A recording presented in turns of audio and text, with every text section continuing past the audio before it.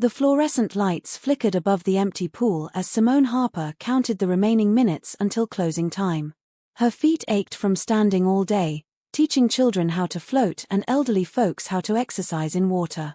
The community center pool was quiet now, just the hum of the filtration system and the gentle lap of water against tile. She was gathering towels from the bleachers when she heard it. A splash. Not the playful kind she was used to, but something desperate. Frantic. Simone's head snapped toward the deep end. A man was in the water, thrashing, his arms flailing wildly. His head went under. Came up. Went under again. The outdoor gate was supposed to be locked, but somehow he'd gotten in. There was no time to think. No time to grab the rescue pole or call for help. Simone dropped everything and ran, her sneakers squeaking on wet tile. She dove in fully clothed, her shirt and jeans immediately heavy with water. Her lifeguard training kicked in as she swam toward him with powerful strokes. He was sinking. His eyes were closed, his body going limp. Simone grabbed him from behind, hooking her arm across his chest the way she'd practiced hundreds of times in certification classes. He was heavy, deadweight now, but she kicked hard toward the shallow end. Her lungs burned. Her arms screamed. But she didn't stop. When she finally reached the edge, she hauled him up the steps with strength she didn't know she had. His lips were blue. He wasn't breathing. Simone's hands shook as she tilted his head back, checked his airway, and began chest compressions. "Come on," she whispered, pressing down hard on his sternum. "Come on, breathe. 30 compressions. 2 rescue breaths. 30 more compressions." Her arms were trembling but she didn't stop. She couldn't stop. Then he coughed. Water spilled from his mouth as he choked and gasped, his eyes flying open. He rolled to his side, coughing violently, alive. Simone sat back on her heels, her entire body shaking. She'd done it. She'd actually saved him. The man was well dressed despite being soaked. His expensive watch caught the light. His shoes were leather, now ruined. But he was breathing. That was all that mattered. "Don't move," Simone said gently, pulling her phone from her pocket. Miraculously, it still worked. "I'm calling an ambulance." Have you ever saved someone's life and changed your entire future without knowing it?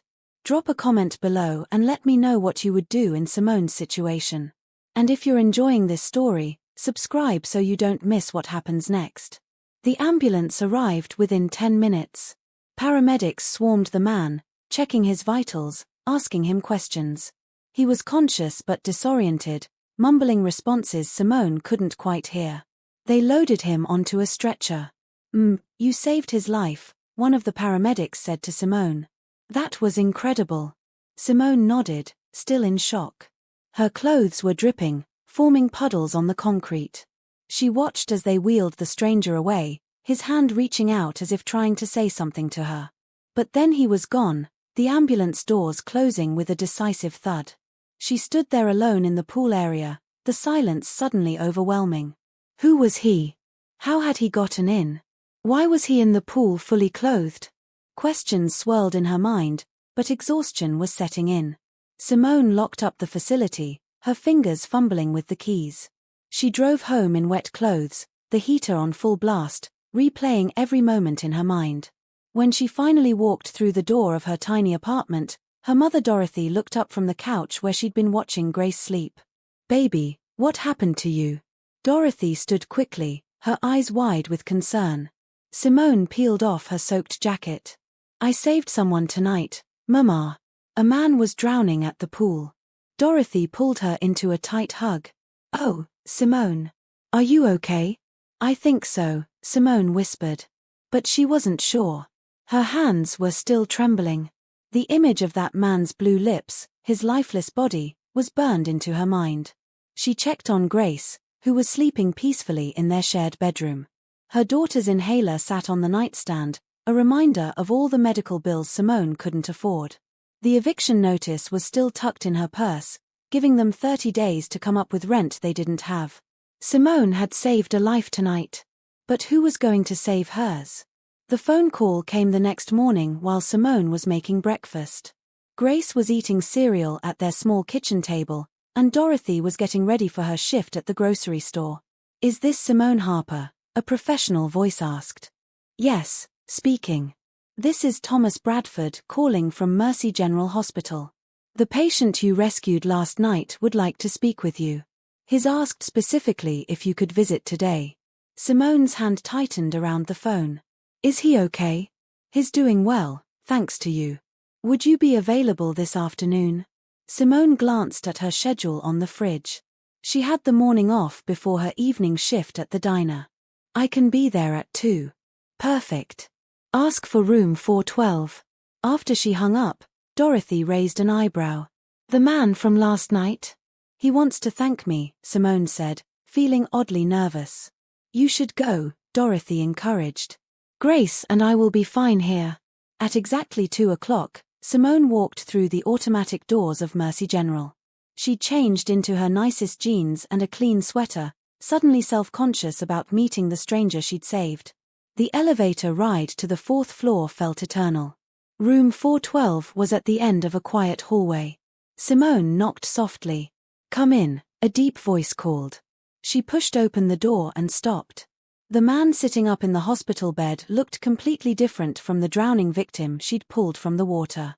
His dark hair was neat now, his face no longer pale and lifeless. But his eyes were the same, a striking blue-gray that watched her with an intensity that made her breath catch. "You came," he said, and there was such genuine relief in his voice that Simone felt her nervousness ease slightly. "How are you feeling?" she asked, stepping inside. "Alive. Because of you." He gestured to the chair beside his bed. "Please, sit. I'm Benjamin. Benjamin Rothwell." Simone sat, recognizing the name vaguely from news articles she'd skimmed. "I'm Simone Harper." "I know. The hospital told me."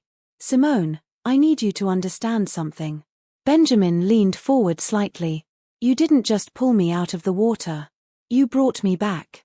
The doctors said if you'd been even a minute later, or if you hadn't known CPR." He trailed off, emotion flickering across his face. "I'm just glad I was there," Simone said simply. "I want to thank you properly.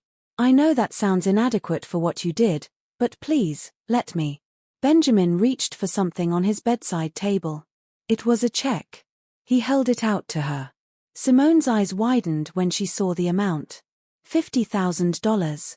"I can't accept this," she said automatically. "Why not?" Benjamin's gaze was steady. "You saved my life. This is simply gratitude." Simone thought about Grace's medical bills. The eviction notice. Her mother's worn-out shoes that she refused to replace because money was tight. She thought about how many times she'd had to choose between buying groceries and paying for Grace's asthma medication. "I didn't save you for money," she said softly. "I know that. Which is exactly why you deserve it." Benjamin's expression was earnest. "Please, Simone. You gave me my life back. Let me help make yours a little easier." Simone looked at the check again. It would change everything. Everything. She took it with trembling hands. "Thank you. You have no idea what this means." "I think I do," Benjamin said gently. "The hospital told me you work 2 jobs. That takes a different kind of strength." They talked for over an hour. Benjamin told her about his company, a tech firm that developed accessibility software. Simone told him about Grace, about teaching swimming, about her dreams of one day opening her own swim school for underprivileged kids. When a nurse came to check Benjamin's vitals, Simone stood to leave. "Wait," Benjamin said. "Would you give me your number? I'd like to stay in touch, if that's okay." Simone hesitated only a moment before writing it down. There was something about this man, something genuine in his eyes that made her trust him. As she walked out of the hospital, the check safely in her purse, Simone felt lighter than she had in years. She could pay Grace's medical bills, cover the rent, maybe even take her daughter to the zoo like she'd been promising. She didn't know it yet, but accepting that check was going to change her life in ways she never imagined. Benjamin was released from the hospital 2 days later. Simone had deposited the check, paid off Grace's medical bills, and caught up on rent with enough left over to buy her daughter new shoes and her mother a decent winter coat. For the first time in months, she could breathe. But Benjamin wasn't done. He called on a Thursday evening while Simone was helping Grace with homework at their kitchen table. The apartment was cramped but clean, the walls thin enough that they could hear their neighbor's television through the plaster. "Simone, I hope I'm not calling at a bad time." Benjamin's voice was warm through the phone. "No, it's fine. How are you feeling?" "Much better. Listen, I was hoping we could meet for coffee. There's something I'd like to discuss with you." They met the next morning at a cafe downtown. Benjamin looked healthy and professional in a charcoal suit, though he'd ditched the tie. He stood when Simone arrived, pulling out her chair. "Thank you for coming," he said as they settled in with their drinks. "Of course. What did you want to talk about?" Benjamin set down his cup, his expression serious. "I've been thinking about our conversation at the hospital. About your situation. And I want to help more." Simone stiffened slightly. "Benjamin, you already gave me more than enough. Hear me out, please." He leaned forward. "I learned that your daughter has asthma. That you're working 2 jobs to afford her medication and treatments. That you're about to lose your apartment despite my check because the landlord is selling the building." Simone's cheeks flushed. "How did you know all that?" "My assistant made some calls. I'm sorry if that feels invasive, but I wanted to understand how I could actually help." Benjamin's gaze was steady. "Simone, you saved my life. You gave me a second chance. Please, let me give you one too." "What are you suggesting?" "First, I want to find you and Grace a better place to live. Somewhere safe, with good schools nearby. I'll cover the first year's rent, and after that, we can reassess." He held up a hand when Simone opened her mouth to protest. "Second, I'm opening a new wellness center as part of my company's employee benefits program. I need someone to manage the aquatic facilities. Someone with your expertise and passion. The salary is $90,000 a year, plus full health benefits." Simone's coffee cup clattered against the saucer. $90,000? You'd be perfect for it. You're a certified lifeguard and swimming instructor. You understand how to teach people of all abilities. And from what I've seen, you care deeply about making swimming accessible to everyone. Benjamin pulled out a folder. "This is the job description. Take it home, think about it. But Simone, please don't refuse help because of pride. Sometimes accepting help is the bravest thing we can do." Simone stared at the folder, her mind reeling. This was too much. It was too good to be true. But when she looked up at Benjamin, she saw only sincerity in his eyes. "Why are you doing this?" she whispered. "Because you didn't hesitate to save me. You didn't think about whether I deserved it or what you'd get in return. You just acted." Benjamin's voice was soft. "That kind of kindness is rare. And I believe in paying it forward." Simone thought about Grace, about the way her daughter's breathing got labored after playing too hard. About the generic medications they used because the better ones were too expensive. About the dreams she'd set aside because survival took all her energy. "I accept," she said. "All of it. And thank you. Truly. Are you the type to accept help when it's offered, or do you struggle with pride getting in the way? Let me know in the comments, and don't forget to subscribe for the next chapter of Simone and Benjamin's story. The next week moved in a blur. Benjamin's assistant Thomas helped Simone find a 3-bedroom apartment in a safe neighborhood near a good school. It had a small yard where Grace could play, and the rent was covered for 12 months. Simone cried when she got the keys. Dorothy moved in with them, taking the 3rd bedroom. For the first time in her life, Grace had her own room. She decorated it with drawings and the stuffed animals Benjamin had sent over as a housewarming gift. Simone started her new job on a Monday morning. The wellness center was beautiful, with a state-of-the-art pool, therapy rooms, and a staff that welcomed her warmly. Her office overlooked the pool, and she spent her first day creating new programming schedules. Benjamin stopped by that afternoon, touring the facility with the kind of attention that told her he genuinely cared about the space. "What do you think?" he asked as they stood by the pool's edge. "It's perfect," Simone said honestly. "I have so many ideas already. I'm counting on that." Benjamin smiled. "I hired you because I believe in you, Simone. Not because I owe you. Because you're the right person for this." That night, Simone tucked Grace into bed in their new apartment. Her daughter's breathing was already better, the new medication working wonders. "Mama, I like it here," Grace said sleepily. "Me too, baby." Simone kissed her forehead. "Me too." 3 months passed in a way that felt both surreal and wonderful. Simone fell into a rhythm at the wellness center that felt natural. She developed a program for seniors with mobility issues, teaching them gentle water exercises. She started a weekend class for children with disabilities, working with parents to help their kids gain confidence in the water. Grace's health improved dramatically with the better medication and the stress-free environment. She made friends at her new school and joined the art club. Dorothy, relieved of financial worry, took up gardening in their small yard and volunteered at a local community center. Simone saw Benjamin regularly. He visited the wellness center at least twice a week, sometimes to swim laps himself, sometimes just to check on operations. Their conversations grew longer, moving from professional topics to personal ones. One afternoon in early spring, Benjamin showed up during Simone's lunch break. She was eating a sandwich by the pool, reviewing schedules for the upcoming month. "Mind if I join you?" he asked. "Please." Simone gestured to the chair beside her. Benjamin sat, looking uncharacteristically nervous.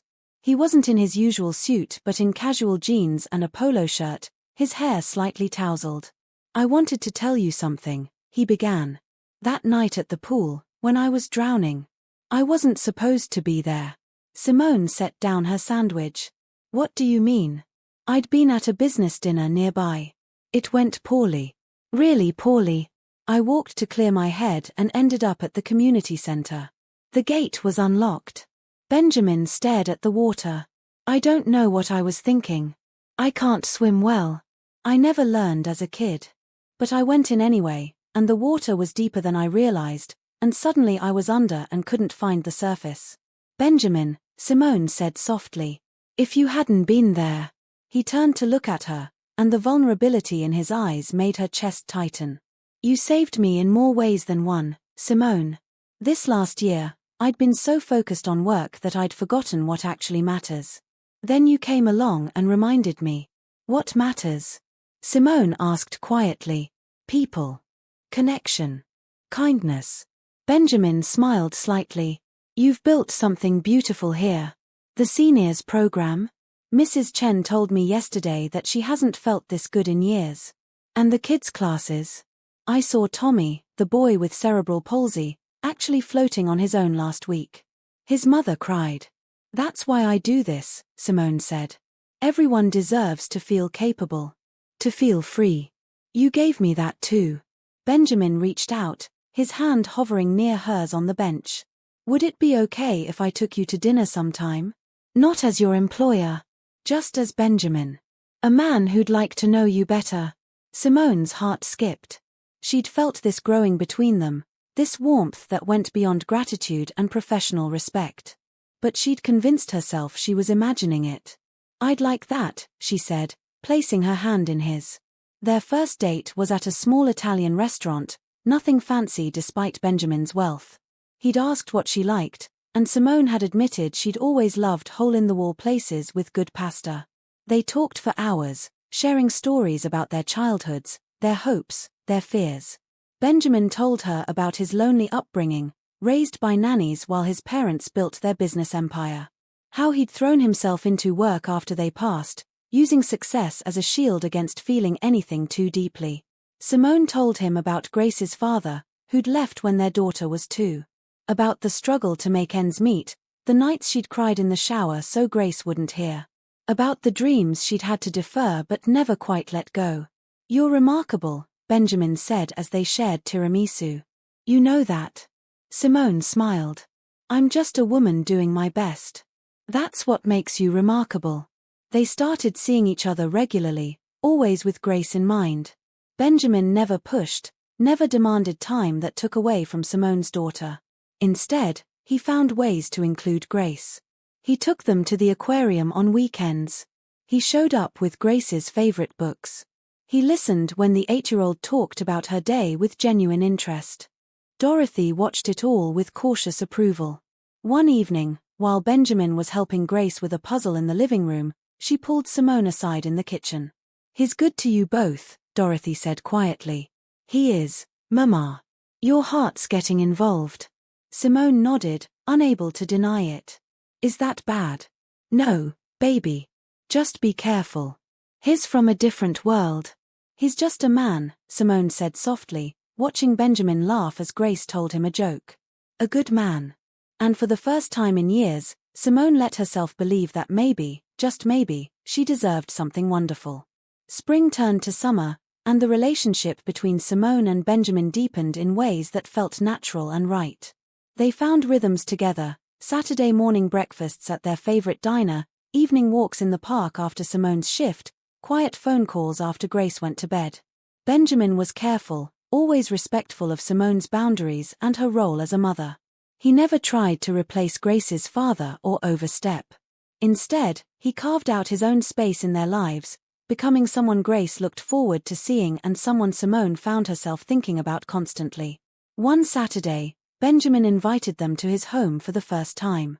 Simone had expected something ostentatious, but while the house was undeniably large, it was surprisingly warm.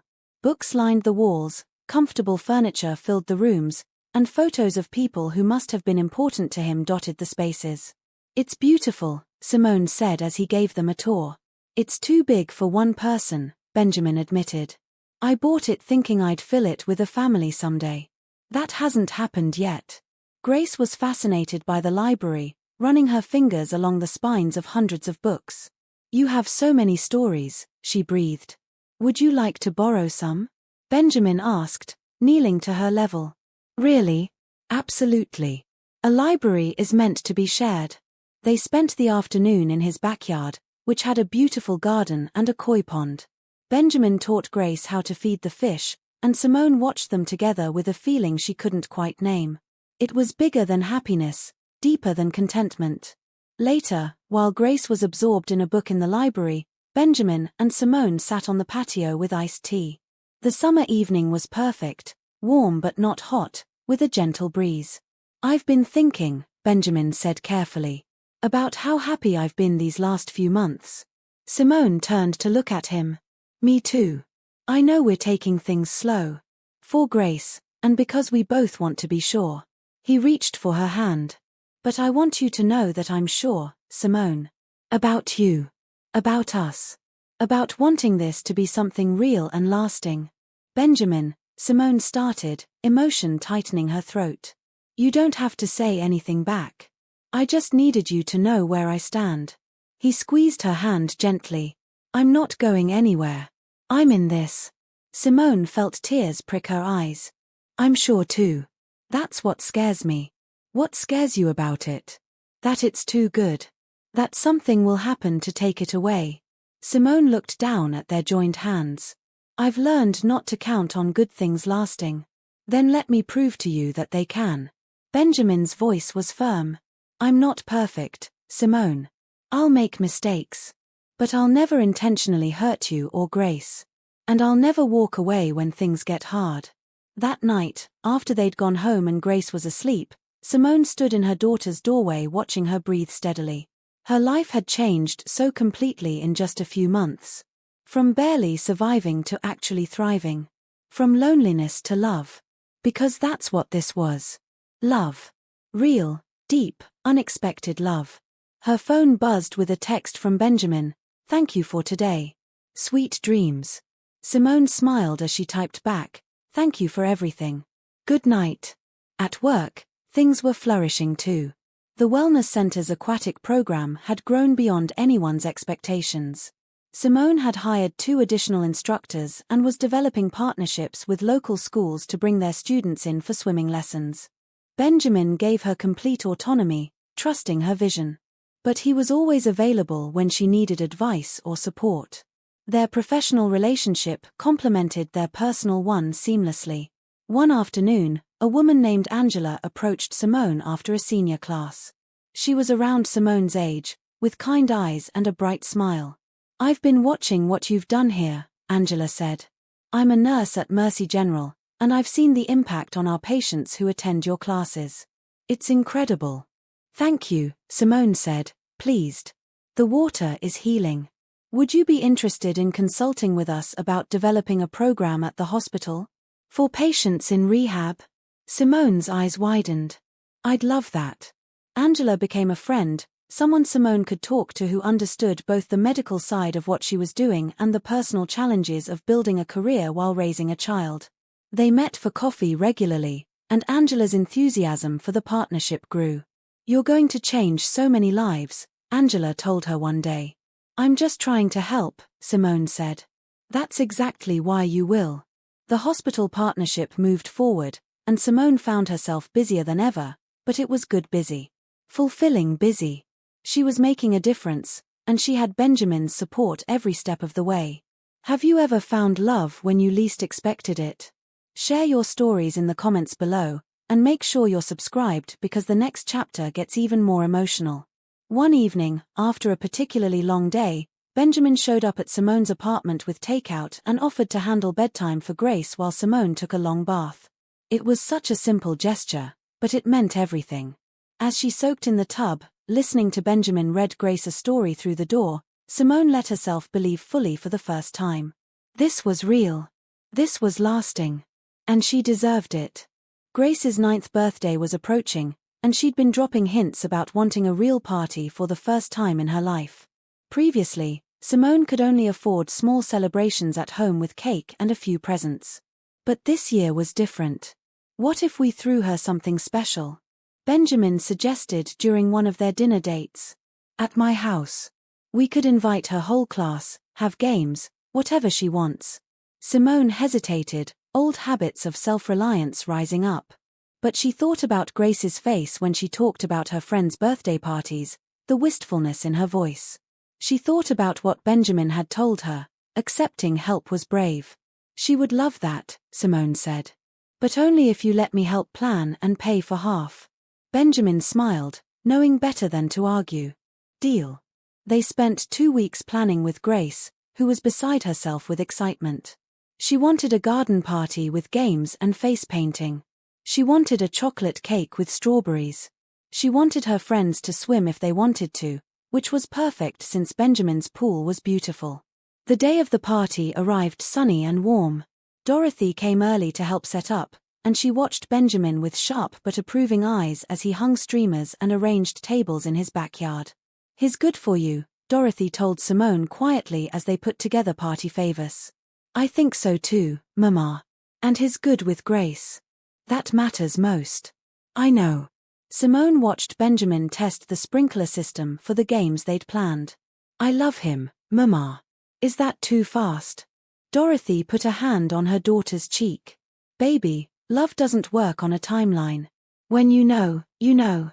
Grace's friends started arriving at noon, 15 8 and 9-year-olds full of energy and excitement.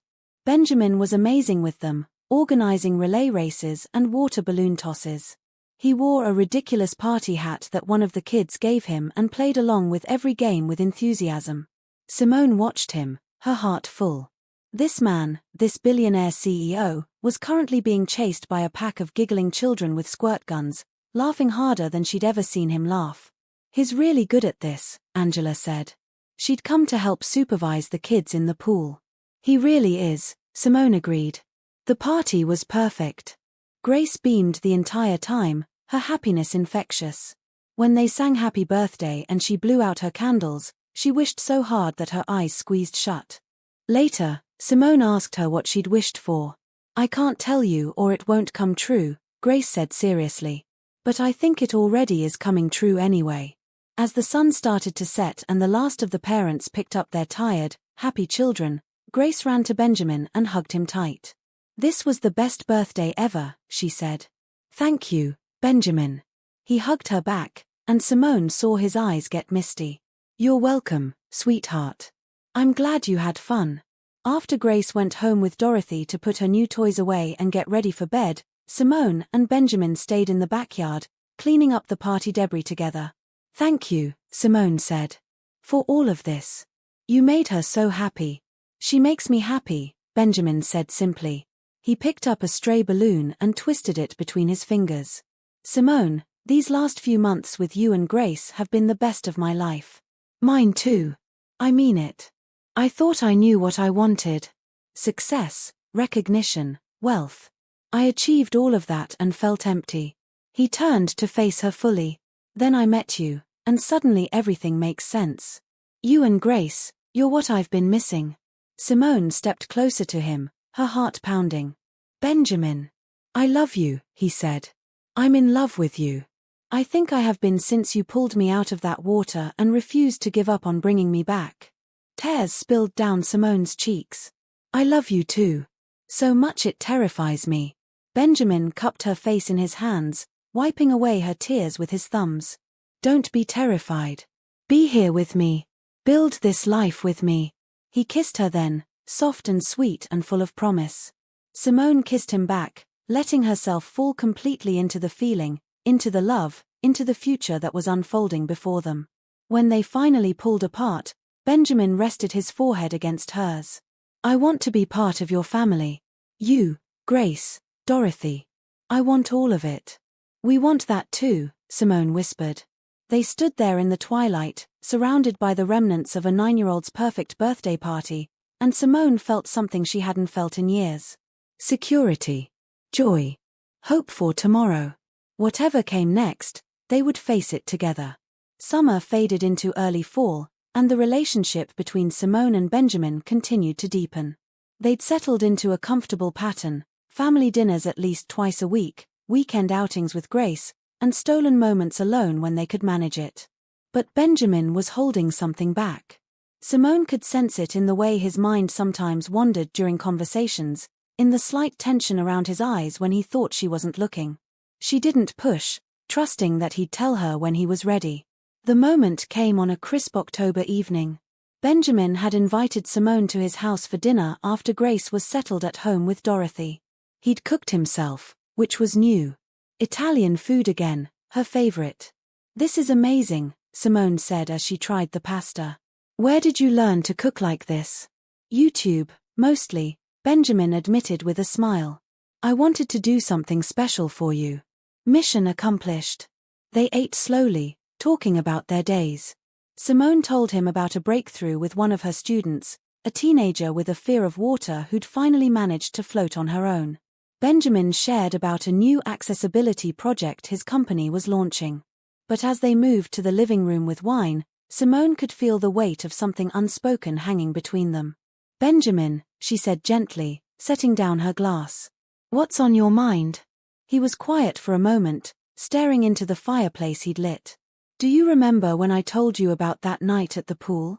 About the business dinner that went poorly? Yes.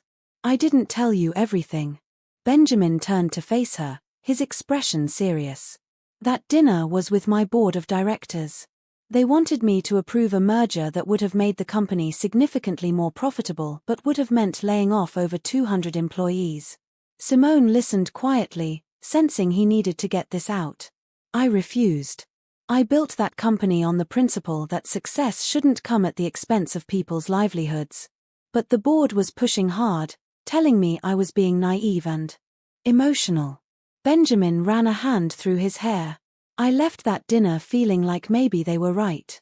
Maybe I was holding the company back with my idealism. You weren't, Simone said firmly. I know that now. Meeting you, seeing how you put people first in everything you do, reminded me why I started the company in the first place. He reached for her hand. You gave me back more than my life that night, Simone. You gave me back my purpose. Benjamin. Simone squeezed his hand. There's more. He took a deep breath. The board is still pushing for changes. They want me to step down as CEO and take a chairman position. They want to bring in someone who'll make the tough decisions I'm apparently unwilling to make. Simone felt her stomach drop. What are you going to do? Fight them. But it's going to get messy. There will be board meetings, media attention, probably some negative press. Benjamin looked at her intently. I need you to know what you're getting into if we stay together. This isn't just dating someone successful and private. This could get public and complicated. Are you trying to warn me off? Simone asked, though she already knew the answer. No. I'm trying to be honest with you about what's coming. Benjamin's grip on her hand tightened. Because I want you by my side through it. You and Grace. But only if you're sure. Simone thought about everything she'd learned in the past 6 months. About accepting help. About believing she deserved good things. About trust. I'm sure, she said without hesitation. We face this together. Benjamin's expression flooded with relief. He pulled her close, holding her tight. Thank you. God, thank you. You don't have to thank me for standing with you, Simone murmured against his chest. That's what love is. They spent the rest of the evening talking strategy. Benjamin explained the board dynamics, the corporate politics at play. Simone listened and asked questions, offering perspective when she could. She might not understand the business world, but she understood people. And she understood right and wrong. Don't compromise who you are, she told him. That's what makes your company special. That's what makes you special. Even if it means losing, you won't lose. People respect integrity. Your employees will fight for you because you fought for them. Simone cupped his face in her hands. Have faith. Benjamin kissed her forehead. With you beside me, I can do anything. When Simone got home that night, Dorothy was still awake, reading in the living room. How was dinner? She asked. Complicated. Simone sat beside her mother and explained the situation. Dorothy listened carefully, then nodded. That man is good through and through. He'll find his way. What if it gets really messy, Mama? What if the media starts digging into his personal life and finds out about us? Then you hold your head high and show them what a strong woman looks like. Dorothy patted her hand. You've faced harder things than gossip columns, baby. Simone checked on Grace before going to bed. Her daughter was sleeping peacefully, surrounded by stuffed animals and books. Simone brushed a curl from her forehead, thinking about the life they'd built, the future they were creating. Whatever storms came, they would weather them. Together. As a family. The following weekend, Benjamin asked if he could officially meet Simone's mother. Not just casual interactions when he picked them up or dropped them off, but a proper dinner where they could talk. Dorothy agreed, though Simone could tell her mother was nervous. Dorothy had been supportive of the relationship, but this felt like a bigger step. Official. Serious. They arranged dinner at Simone's apartment. Benjamin insisted on bringing the food, showing up with bags from a local soul food restaurant that Dorothy had mentioned loving. You remembered, Dorothy said, surprised and touched. Of course. Benjamin smiled warmly. Simone says your reviews of restaurants are legendary. Dorothy laughed, and just like that, the ice was broken. Over dinner, they talked easily. Benjamin asked Dorothy about her life, her work at the community center, her garden. He listened with genuine interest, asking follow-up questions that showed he was truly paying attention. Grace dominated some of the conversation, telling Benjamin about her day at school and showing him her latest art project. He admired it seriously, asking about her color choices and what inspired her. After dinner, while Simone and Grace cleaned up the kitchen, Benjamin and Dorothy sat in the living room. Simone could hear their voices through the door, low and serious now. She's been through a lot, Dorothy was saying. I know. Benjamin's voice was gentle. She's told me. Grace's father left without looking back. Simone had to build a life from nothing, working herself to the bone to give that little girl what she needed. There was a pause. She's strong, my daughter. Stronger than she knows. But she's also been hurt. I would never hurt her, Benjamin said firmly. Or Grace. Mrs. Harper, I love your daughter. I want to build a life with her, with your whole family. I want to be someone you can count on. You come from a different world than us. Money doesn't make the difference. Character does. Benjamin's voice was steady. I grew up with wealth but without warmth. My parents were successful but absent. They provided everything except what mattered most. Presence. Love. Stability. Dorothy was quiet for a moment. You want that now. What you didn't have. I do.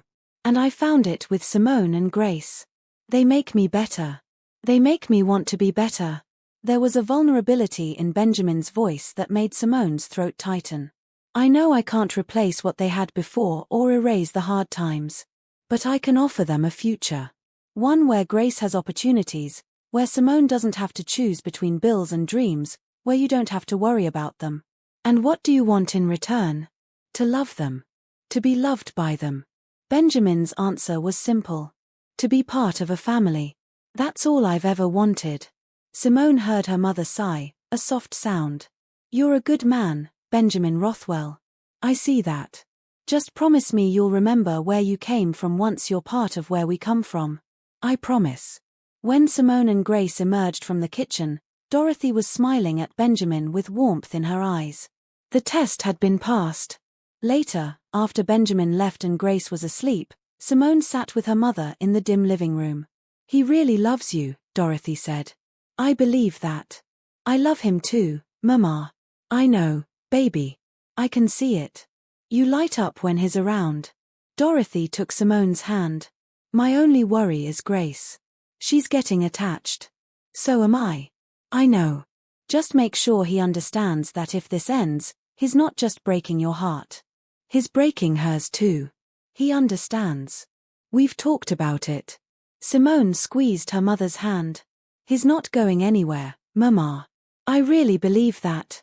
Then I'll believe it too. Dorothy smiled. Besides, any man who remembers my favorite restaurant and shows up with their fried chicken has good sense. They laughed together, the sound warm and familiar. Simone felt blessed beyond measure. Not just for Benjamin, but for her mother's support, for Grace's happiness, for the life they were building together. Over the next few weeks, Benjamin became more integrated into their family rhythms. He came to Grace's school play and sat with Dorothy in the audience, cheering louder than anyone when Grace delivered her 3 lines perfectly. He helped Simone winterize their small garden. He showed up with soup when Grace caught a cold, sitting with her while Simone worked. These small moments mattered more than grand gestures. They were the building blocks of real life, real family, real love. One evening, as Benjamin was leaving after dinner, Grace hugged him goodbye and said, I wish you could stay all the time. Benjamin knelt to her level. Me too, sweetheart. But I get to see you lots, and that makes me really happy. Do you think you'll stay forever? Grace asked with the directness only children can manage. If your mom and grandma will have me, Benjamin said, glancing at Simone, then yes. Forever sounds perfect. Grace beamed and hugged him tighter. Good. After she went to brush her teeth, Benjamin stood and faced Simone. I meant that. I know you did. Simone wrapped her arms around him. Forever sounds perfect to me too. The storm Benjamin had predicted came in mid-November.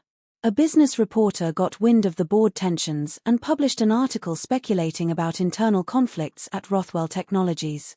The article was surprisingly detailed, suggesting someone from inside the company had leaked information. Within days, it snowballed. More articles appeared, some sympathetic to Benjamin's position, others critical of his management style. Stock prices fluctuated. Investors started asking questions. Then someone dug into Benjamin's personal life and found out about Simone. The article that appeared was titled CEO's Life Saved by Single Mother, Now Dating Her, Conflict of Interest or Real Romance. Simone read it on her lunch break, her hands shaking. They'd gotten basic facts right but twisted them into something ugly. They implied Benjamin had given her a job and apartment to keep her quiet. They questioned her qualifications. They even included Grace's name. Are you okay? Angela asked, noticing Simone's distress. They wrote about me. About Grace. Simone's voice was barely a whisper. They used my daughter's name in a business article. Angela took her phone and read, her expression darkening. This is garbage journalism. Anyone who knows you knows you're qualified 10 times over for your position. Benjamin called minutes later. Simone, I'm so sorry. I never wanted this to touch you or Grace. It's not your fault. It is. I should have protected you better. I should have. He sounded devastated. Benjamin, stop. Simone took a breath, steadying herself.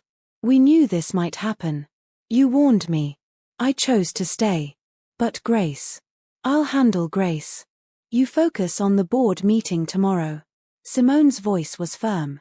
You're going to walk in there with your head high and show them why you're the right person to lead that company. Because you are. Simone. No compromise, remember? Stay true to yourself. That night, Simone sat Grace down and explained that some people had written about them in newspapers. She kept it simple and age-appropriate, but Grace was smart enough to sense the underlying worry. Are people being mean about you and Benjamin? Grace asked. Some people are confused about our story. But the people who matter, the ones who know us, they understand the truth. The truth is that Benjamin is wonderful and you love him and he loves us, Grace said matter-of-factly. That's all that matters. Out of the mouths of babes, Simone thought. You're absolutely right, baby. The next day, Benjamin went into his board meeting. Simone couldn't be there, but he called her right after. I told them everything. About the rescue, about falling in love with you, about why I refused to compromise the company's values for short-term profits. I gave them an ultimatum: accept my leadership or I'll resign and start over. And they backed down. Barely. But they did. Benjamin sounded exhausted. 3 board members are resigning. They disagree with my direction.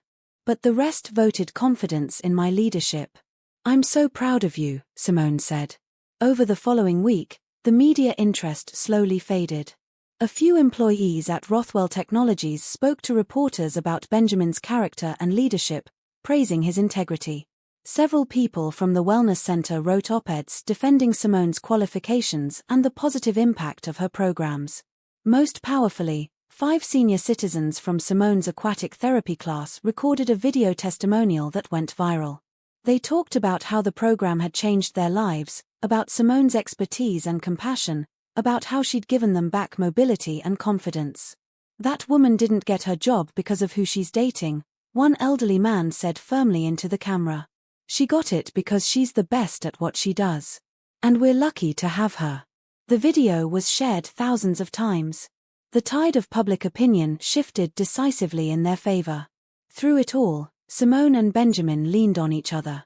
They had hard conversations about media boundaries, about protecting Grace, about the challenges of public scrutiny.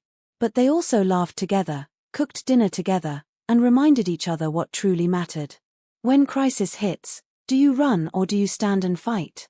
Let me know in the comments, and don't forget to subscribe for the final chapter of this incredible journey. One evening, as they sat in Benjamin's living room after Grace was asleep upstairs in the guest room, Simone said, "We survived it. We did." Benjamin pulled her close. "Because we stood together. Always," Simone promised. "That's what family does." Benjamin kissed her temple. "You 3 are my family now. You, Grace, Dorothy. Nothing matters more to me than protecting that." "We'll protect each other," Simone said. "That's how this works." The crisis had tested them, but they'd emerged stronger. More certain. More committed to the life they were building together. 6 months passed. The media frenzy had long since died down, replaced by positive coverage of Rothwell Technologies' new initiatives and the expanded aquatic therapy programs Simone had developed. Benjamin's company was thriving under his unwavering leadership, and the Wellness Center had become a community hub. But more importantly, the relationship between Simone and Benjamin had evolved into something deeply rooted and permanent. They were partners in every sense, supporting each other through challenges and celebrating each other's victories. It was early May, almost exactly 1 year since that night at the pool, when Benjamin asked Simone to meet him somewhere special. He was cryptic about the location, just telling her to dress comfortably and bring Grace. When they pulled up to the community center where Simone used to work, she was confused. "Benjamin, what are we doing here?" "You'll see." He smiled mysteriously. They walked around to the pool area, which had been transformed. String lights hung overhead, creating a canopy of soft white light against the evening sky. Rose petals floated on the water's surface. A small table was set up poolside with candles and flowers. "Benjamin." Simone's voice caught. Grace giggled, clearly in on the secret. Dorothy was there too, smiling from where she sat near the pool's edge, a camera in her hands. "This is where it all started," Benjamin said, taking Simone's hand. "Right here, You saved my life. But what I didn't know then was that you'd do so much more than that. You'd show me what really matters. You'd teach me about courage and kindness and family. Tears were already streaming down Simone's face. You've made me the happiest man alive just by being yourself. By letting me into your life, into your heart, into your family. Benjamin's voice was thick with emotion. Simone Harper, I love you. I love Grace. I love your mother. I love the life we've built together, and I want to keep building it for the rest of my life. He dropped to one knee, pulling a small box from his pocket. Inside was a ring, simple but beautiful, exactly Simone's style. Will you marry me? Will you let me be your husband, Grace's father figure, and part of this incredible family you've created? Simone could barely breathe through her tears. Yes. Yes, of course yes. Benjamin stood and slipped the ring on her finger, then kissed her as Dorothy cheered and took photos. Grace ran over and hugged them both, bouncing with excitement. Does this mean Benjamin is staying forever now? Grace asked. Forever and ever, Benjamin confirmed, scooping her up. Can I call you Dad? Grace asked shyly. Benjamin's eyes filled with tears. I would be honored. They celebrated poolside, the four of them together in the place where everything had changed. Dorothy hugged Benjamin tightly, welcoming him officially to the family. Grace couldn't stop looking at Simone's ring, already planning the wedding in her head. As the evening wound down and they prepared to leave, Simone stood at the pool's edge, looking at the water that had brought Benjamin into her life. So much had changed in 1 year. From struggling to survive to thriving. From loneliness to love. From hopelessness to endless possibility. Benjamin came up behind her, wrapping his arms around her waist. What are you thinking? That I dove into this pool to save someone, not knowing I was saving myself too. Simone leaned back against him. You gave me a second chance at life, Benjamin. At happiness. We gave each other that, he said softly. I was drowning in more ways than one that night. You pulled me out and showed me how to really live. So what happens now? Simone asked, though she already knew the answer. Now we build our life together. We get married, we raise Grace, we grow old together. Benjamin turned her to face him. We create the family we both always wanted. We make every day count. Simone kissed him, slow and sweet and full of promise. Behind them, she could hear Grace's laughter as Dorothy chased her around the deck. This was her family. Complete and whole and perfect. A year ago, she'd been barely surviving, working herself to exhaustion just to keep her head above water. She'd felt like she was drowning in responsibilities and worry, with no end in sight. Then one night, she'd saved a stranger's life. And in doing so, she'd saved her own. As they walked toward the parking lot, Simone took one last look at the pool. The water was still now, peaceful under the string lights. It had been the site of near tragedy and the beginning of everything beautiful in her life. Ready to go home? Benjamin asked. Yes, Simone said, taking Grace's hand on one side and his on the other. Let's go home. And as they walked together into the spring night, with Dorothy following close behind and Grace chattering excitedly about wedding plans, Simone felt a peace so complete it took her breath away. This was her happily ever after. Hard won, gratefully accepted, and absolutely perfect.